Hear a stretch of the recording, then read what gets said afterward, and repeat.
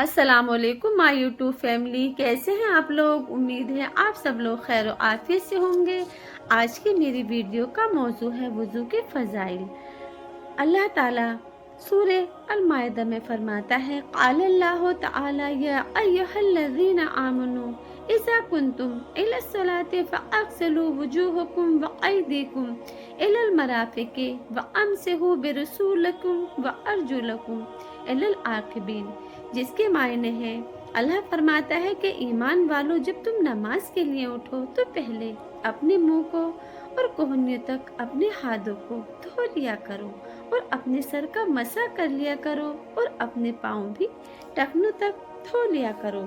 दूसरी रवायत में है, हज़रत अबू मालिक अशअरी रज़ी अल्लाह अन्हु से रवायत है, रसूल अल्लाह सल्लल्लाहु अलैहि वसल्लम ने इरशाद फरमाया है कि वज़ू आधा ईमान है और अल्हम्दुलिल्लाह कहना आमाल के तराजू को सवाब से भर देता है।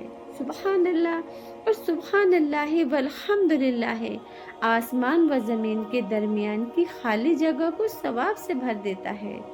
और आपने फरमाया है कि नमाज नूर है और सदका दलील है और सब्र करना रोशनी है और कुरान तुम्हारे हक में दलील है या तुम्हारे खिलाफ दलील है। यानी अगर उसकी तिलावत की और उस पर अमल किया तो ये तुम्हारे लिए निजात का जरिया होगा, वरना तुम्हारी पकड़ का जरिया होगा। बेशक इस हदीस शरीफ में वुज़ू को आधा ईमान इसलिए फरमाया है कि ईमान से दिल के कुफ्र और शिर्क की नापाकी दूर होती है और वुज़ू से ऐज़ा की नापाकी दूर होती है। बेशक जिस तरह नूर अंधेरे को दूर करता है, यानी कि दूसरा मायना ये है कि नमाज की वजह से नमाजी का चेहरा क़यामत के दिन रोशन होगा और दुनिया में भी नमाजी के चेहरे पर ताजगी होगी। और तीसरे मायने ये है कि नमाज कब्र और क़यामत के अंधेरों में रोशनी होगी। और सदके की दलील होने का मतलब ये है कि माल इंसान को महबूब होता है और जब वो अल्लाह ताला के रास्ते में उसको खर्च करता है और सदका करता है तो ये सदका करना उसके ईमान में सच्चा होने की अलामत और दलील है। और आपने सब्र के बारे में फरमाया है कि सब्र की रोशनी होने का मतलब ये है कि सब्र करने वाला शख्स, यानी कि अल्लाह ताला के हुक्मों को पूरा करने वाला, नाफरमानी से रुकने वाला और तकलीफ़ों को बर्दाश्त करने वाला, अपने अंदर हिदायत की रोशनी लिए हुए है। बेशक और एक रवायत में हज़रत अबू हुरैरा रज़ी अल्लाह अन्हु फरमाते हैं कि मैंने अपने हबीब मोहम्मद मुस्तफ़ा सल्लल्लाहु अलैहि वसल्लम को ये इरशाद फरमाते हुए सुना है।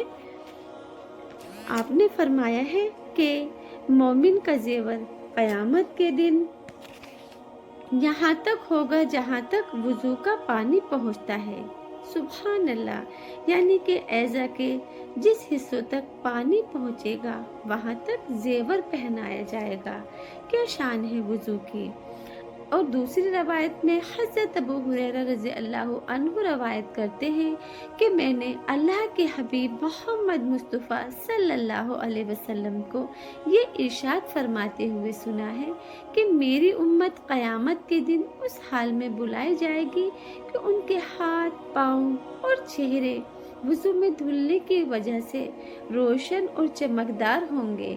लिहाजा जो शख्स अपनी रोशनी को बढ़ाना चाहता है उसे चाहिए कि वो उसे बढ़ाए। जी हाँ, मतलब ये है कि वुज़ू इस तरह इस एहतमाम से किया जाए कि ऐज़ा में वुज़ू का कोई जगह खुश्क नहीं रहे।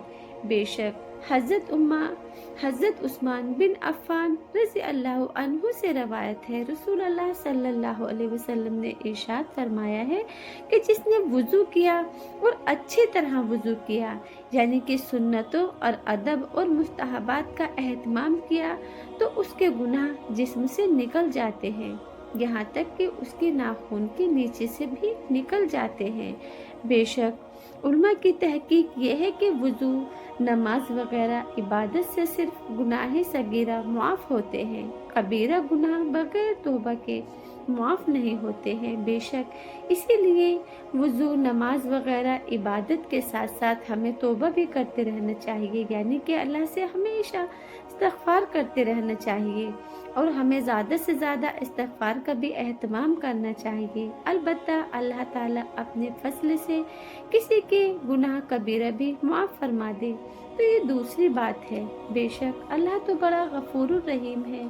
अल्लाह से हमें हमेशा तौबा इस्तिग़फ़ार करते रहना चाहिए, अपने गुनाहों की माफ़ी मांगते रहने चाहिए। एक रवायत में है नबी करीम सल्लल्लाहु अलैहि वसल्लम कम अज़ कम 39 मरतबा दिन में तौबा किया करते थे। देखिए, हम अपने नबी की सुन्नतों पर चलें तो हमें भी कम से कम दिन में 100 मरतबा अल्लाह से तौबा करनी चाहिए, क्योंकि हमसे जाने अनजाने में गुनाह हो जाते हैं और अल्लाह तो बड़ा रहीम है, वो माफ़ करने वाला है। हमेशा अल्लाह से सोते वक्त भी अल्लाह से तौबा किया करें, क्या पता हमारी ज़िंदगी की कल हो या ना हो। हमेशा नमाज में एक तस्बीह ज़रूर इस्तिग़फ़ार की पढ़ा करें। अल्लाह हम सभी को इस पर अमल करने की तौफ़ीक़ अता फ़रमाए। अगर ये मेरी वीडियो आपको अच्छी लगी है तो शेयर कीजिएगा और सब्सक्राइब कीजिएगा और कमेंट में जज़ाकल्लाह खैर लिखिएगा।